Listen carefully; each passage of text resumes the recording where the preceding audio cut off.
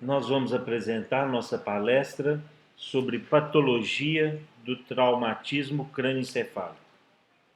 Nosso objetivo é expor o mecanismo e a anatomia patológica das principais lesões consequentes ao trauma crânioencefálico ou TCE. Para tal, usaremos os dados do estudo que realizamos em 120 vítimas fatais de acidente de trânsito. O TCE é a causa mais comum de lesão do sistema nervoso desde o começo da humanidade. À esquerda, vemos a mais antiga evidência de um TCE, a múmia do faraó Seqenenre, morto em batalha. Observam-se 5 graves lesões do crânio. À direita, vemos o papiro de Smith, onde foi pela primeira vez cunhada a palavra cérebro, justamente para descrever um caso de TCE. As estatísticas sobre lesões cerebrais que apresentamos são retiradas do trabalho citado anteriormente, no qual estudamos o encéfalo de 120 vítimas fatais de acidente de trânsito. Nestas vítimas fatais, avaliamos a escala de coma de Glasgow à admissão, realizamos a necrópsia de todo o corpo, o exame macroscópico do encéfalo e o exame microscópico do encéfalo, com estudo histológico por meio da hematoxilina e eosina, impregnação pela prata e imunohistoquímica. Nas 120 vítimas fatais de acidente de trânsito foram obtidos os seguintes dados. A média de idade foi de 37,5 anos.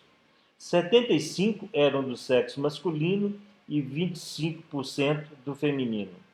A sobrevida média foi de 1,7 dias, sendo que 69,2% faleceram no dia do acidente e 30,8% faleceram entre o primeiro e o 28º dia após o acidente.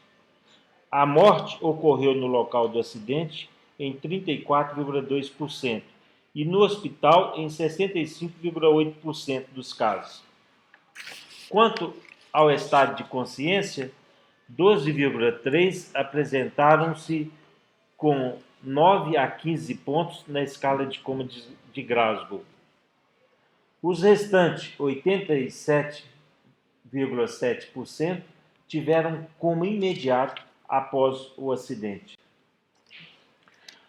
Para a compreensão do mecanismo do TCE, expomos os modelos desenvolvidos para explicar as lesões consequentes ao trauma do crânio. Gamow sugeriu pela primeira vez em 1835 que os axônios poderiam sofrer lesão mecânica durante o trauma. Ele colocou dentro de um frasco esférico de vidro transparente uma solução de consistência gelatinosa, semelhante à do cérebro, contendo em suspensão fios coloridos. A aplicação de golpes sobre esse modelo determinava o movimento de toda a massa gelatinosa com vibração dos fios em seu interior. Sugeriu que esses movimentos poderiam ocorrer na massa cerebral após golpes sobre a cabeça e provocar ruptura das fibras nervosas. Oborno, em 1943, concluiu, a partir de estudos experimentais, que a depressão óssea e a rotação da cabeça constituíam os dois mecanismos básicos da lesão traumática. Esta é a teoria da deformação do crânio e da rotação da cabeça. Os conceitos de Oborno foram confirmados pela observação direta do movimento do encéfalo no estudo experimental em macacos realizado por Pudens e Sheldon, em 1946. Observaram que o cérebro apresentava movimento de deslizamento e de rotação quando a cabeça do animal estava livre para movimentar-se. Mantida fixa a cabeça, os golpes determinavam movimentos mínimos, ou estes não ocorriam. Os conceitos de Oborno foram também confirmados pelos trabalhos de Omaia e de Gennarelli, que provocaram aceleração da cabeça de primatas sobre-humanos apenas sobre a ação da força inercial. A rotação da cabeça determinava concussão cerebral de intensidade diretamente proporcional à aceleração. Num trauma craniano do tipo fechado, a lesão é determinada pelo impacto e pela aceleração da cabeça, como prediz a teoria da deformação do crânio e da rotação ou aceleração da cabeça de Osborne. O impacto da cabeça determina a deformação local, podendo ocasionar fratura de crânio, hematoma extradural e contusões. A movimentação da cabeça leva à lesão estrutural dos neurônios e vasos, por meio de dois mecanismos. O primeiro é o movimento diferencial, aceleração linear, do crânio e do cérebro, consequente à inércia de cada um. É responsável pelas contusões nos locais em que a superfície do encéfalo atrita contra acidentes ósseos da base do crânio. O movimento diferencial do encéfalo em relação ao crânio é também responsável pela ruptura das veias pontes e consequente formação do hematoma subdural. O segundo mecanismo de lesão é a aceleração rotacional e consequente cisalhamento das estruturas do encéfalo. Com exceção da fratura de crânio e do hematoma extradural, que são lesões de impacto, praticamente todos os tipos de lesões cerebrais podem ser produzidos pela aceleração da cabeça. No Brasil, o acidente de trânsito ocasiona 50 mil mortes por ano, 136 mortes por dia, uma morte a cada 11 minutos, e para cada morte ocorrem 3 sequelados. As lesões do TCE são classificadas segundo o critério topográfico em focais ou difusas. As lesões focais caracterizam-se por serem geralmente macroscópicas e limitadas a determinada área. São consequentes ao trauma localizado. São lesões focais a contusão cerebral, o hematoma intracraniano, bem como a hemorragia e o infarto do tronco encefálico consequente à hipertensão intracraniana. As lesões difusas são geralmente microscópicas e estão associadas à disfunção difusa do encéfalo. São representadas pela lesão axonal difusa, a lesão cerebral hipóxica, a tumefação cerebral difusa e a lesão vascular focal múltipla. O impacto na superfície do crânio determina a lesão das partes moles, feridas cortocontusas, e fratura do crânio, que pode ser linear ou cominutiva com afundamento. O hematoma extradural ocorreu em 7 casos, ou seja, 5,8% das 120 vítimas fatais de acidente de trânsito. Todos estavam associados a coma imediato e lesão axonal difusa. O hematoma extradural ou epidural é a coleção de sangue coagulado situada entre a dura mater e o osso. À medida que o hematoma extradural aumenta de volume, ocorre gradual deslocamento da dura mater em relação ao crânio e formação de massa ovoide de sangue coagulado. O efeito patológico do hematoma extradural é a hipertensão intracraniana, que tende a comprimir o tronco encefálico por hérnia tentorial lateral. Aproximadamente 70% dos hematomas extradurais ocorrem na região temporoparietal. O hematoma extradural predomina no sexo masculino em 80% e é próprio do adulto jovem. A lesão de contato resultante do impacto sobre o crânio determina que seja frequentemente associado a fraturas. Ocorreram 16 hematomas subdurais agudos, ou seja, 13,3% das 120 vítimas fatais de acidente de trânsito. Em 15 estavam associados coma e lesão axonal difusa. O hematoma subdural consiste num acúmulo de sangue entre a dura mater e a aracnoide.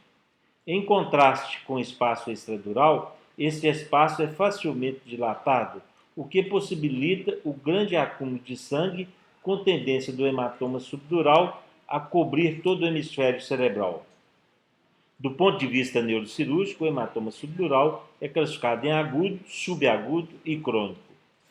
Osborne postulou que durante o movimento do encéfalo, que acompanha a aceleração ou desaceleração da cabeça pelo impacto, as margens superiores dos hemisférios cerebrais seriam submetidas à grande força de cisalhamento.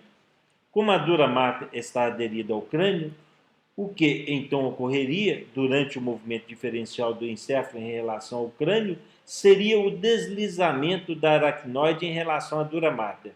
Com isso, se daria a ruptura das veias ponte que cruzam o espaço subdural, formando-se o hematoma subdural.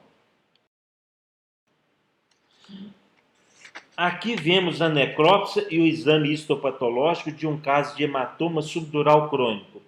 À esquerda, a coleção subdural e à direita, a microscopia da cápsula, evidenciando tecido de granulação e hemosiderina em macrófagos. A presença de neovasos na cápsula explica as hemorragias repetidas.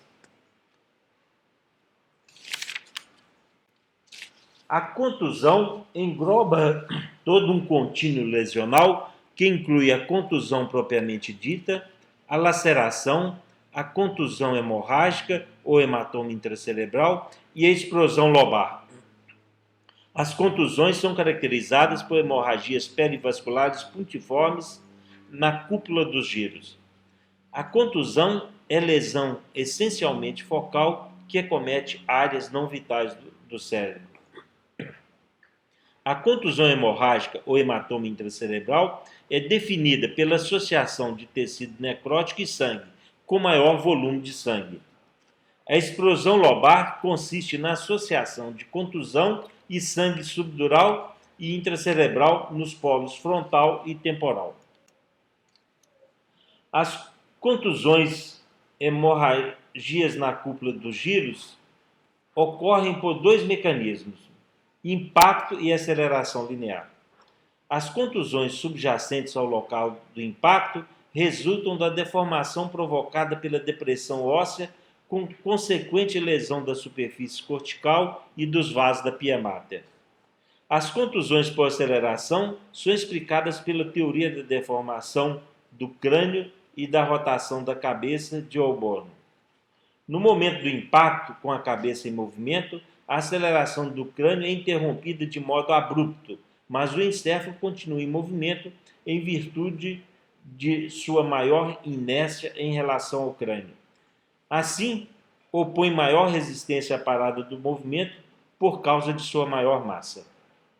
Em consequência desse movimento diferencial entre o crânio e o encéfalo, ocorre maior atrito quando o deslizamento do encéfalo é retardado, especialmente pela base irregular do crânio, onde a superfície do cérebro colide com relevos ósseos, como a asa menor do esfenoide e o teto da órbita. Assim se explica a maior frequência de contusões na base do lobo frontal, no polo temporal e nas bordas do sulco lateral. Tais achados foram reproduzidos em primatas subhumanos, quando contusões cerebrais ocorreram por alta aceleração de curta duração. Em nossa casuística de 120 vítimas fatais de acidente de trânsito, as contusões ocorreram principalmente na base do lobo frontal e no polo temporal. Tal distribuição foi prevista pelo modelo de Holborn, representado à direita. A explosão lobar ocorreu em 10% das 120 vítimas fatais de acidente de trânsito. Caracteriza-se pela coexistência de laceração cerebral, sangue no espaço subdural, causado por hemorragia dos vasos corticais superficiais e hematoma no interior da substância branca, na profundidade da contusão. Esse tipo de lesão decorre da aplicação de força inercial sobre a cabeça e ao consequente movimento do encéfalo em relação ao crânio e à dura mater. Os sinais morfológicos de hipertensão intracraniana são sulco do únculo, infarto occipital, hemorragia do tronco encefálico e sulco da tonsila cerebelar. A hipertensão intracraniana altera a função neurológica através da diminuição do fluxo sanguíneo cerebral. A presença de necrose por pressão de um ou ambos os giros parahipocampais no exame anatopatológico corresponde à hipertensão intracraniana em vida. Portanto, podemos deduzir que 76,7% das 120 vítimas fatais de acidente de trânsito apresentaram hipertensão intracraniana em vida. A hipóxia ocorreu em 9,6% dos pacientes que faleceram no dia do acidente e em 62,2% daqueles que faleceram após o primeiro dia do acidente.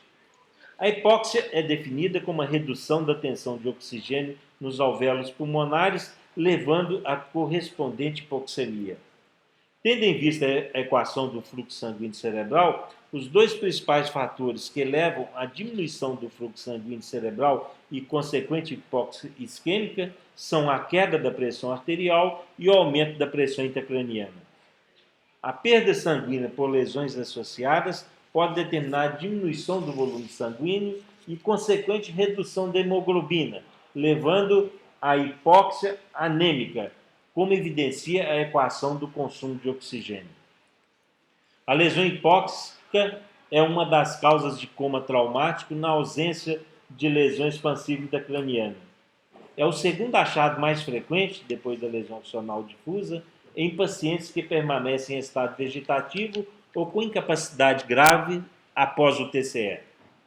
As alterações estruturais do neurônio determinadas pela hipóxia iniciam-se pela retração do corpo celular, que se torna triangular e passa a conter um núcleo hipercromático. A seguir, ocorre maior retração do citoplasma e aparecem grânulos pequenos e densos na periferia do pericárdio. Finalmente, o citoplasma torna-se progressivamente descorado e homogêneo e o núcleo diminui de tamanho. A tumefação cerebral ocorreu em 18,3% das 120 vítimas fatais de acidente de trânsito. Tá pausado. Porque eu pausei aquela hora. Aí na hora que der, aqui vai. Então vou lá, 1, 2, 3 e já. A tumefação cerebral ocorreu em 18,3% das 120 vítimas fatais de acidente de trânsito. O aumento da massa cerebral decorre de diferentes lesões, sendo consequente a congestão causada por aumento do volume sanguíneo dos vasos cerebrais. A tumefação de ambos os hemisférios cerebrais ocorre principalmente em crianças e adolescentes. A quase totalidade dos pacientes com tumefação cerebral difusa é vítima de trauma com aceleração ou desaceleração. Sugere-se que num trauma grave, por mecanismo de aceleração, possa ocorrer comprometimento de centros vasomotores do hipotálamo e do tronco encefálico, determinando paralisia vasomotora com aumento rápido do volume sanguíneo cerebral. A congestão vascular determinaria hipertensão intracraniana. A força de cisalhamento corresponde à deformação que sofre um corpo quando sujeito à ação de forças cortantes. A aceleração angular determina o cisalhamento de estruturas do encéfalo. Isso levaria à lesão de axônios e vasos. A lesão axonal difusa é determinada essencialmente pelo acidente de trânsito, que determina grande aceleração ou desaceleração da cabeça, com consequente concussão cerebral, ou seja, perda imediata da consciência.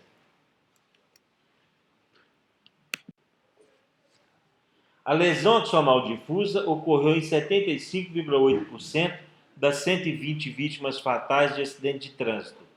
Estava associada à concussão cerebral em 91,2% dos casos. A lesão axonal difusa, descrita por Strick, é considerada o fator mais importante na determinação da morbidade e da mortalidade no TCE e o substrato morfológico da inconsciência traumática de instalação imediata. As anormalidades estruturais fundamentalmente encontradas na lesão axonal difusa são a lesão focal do corpo caloso, a lesão focal do tronco encefálico e as alterações morfológicas dos axônios.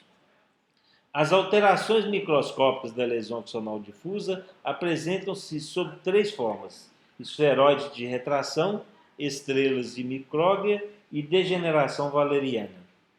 A força de cisalhamento, consequente à aceleração rotacional da cabeça, é o mecanismo da lesão axonal. difusa. Esta lesão foi provocada em primatas subhumanos submetidos à aceleração angular. Hemorragias perivasculares difusas foram encontradas em 12,5% das 120 vítimas fatais de acidente de trânsito. A presença de pequenas hemorragias disseminadas pelo encéfalo é observada em pacientes que morreram rapidamente após o TCE, sendo lesão incompatível com a vida. É uma lesão cerebral difusa primária que ocorre no momento do impacto. É praticamente restrito ao acidente de trânsito e parece que a força inercial seria responsável pela ruptura de pequenos vasos. À esquerda, a aceleração rotacional. No centro, o corte do encéfalo de uma das vítimas de acidente de trânsito, mostrando lesão hemorrágica focal múltipla. À direita, tomografia computadorizada de uma vítima de acidente de trânsito, evidenciando pequenas hemorragias disseminadas pelo encéfalo. Quanto maior for a força inercial, mais intensa será o torque ou efeito rotacional da força que agirá sobre o encéfalo e, consequentemente, maior será o estiramento do axônio. A alteração do axônio ocorre inicialmente no nó de Ranvier, determinando a alteração da permeabilidade da membrana e consequente influxo de cálcio. Esse influxo ativa grupos enzimáticos que determinam desorganização local do axônio e consequente bloqueio do transporte axoplasmático com acúmulo de axoplasma no nó de Ranvier. Isso levará à tumefação local do axônio, que poderá culminar na ruptura do mesmo, ou seja, a axotomia. O esferoide de retração evidencia essa axotomia. Uma gradativa sequência de síndromes clínicas com crescente gravidade de comprometimento do nível e do conteúdo da consciência seria determinada pela força que acometeria o encéfalo em sentido centrípeto. Essa gradação da lesão determina o quadro concussional, que pode variar desde a perda momentânea e irreversível da consciência até o quadro de coma profundo e irreversível.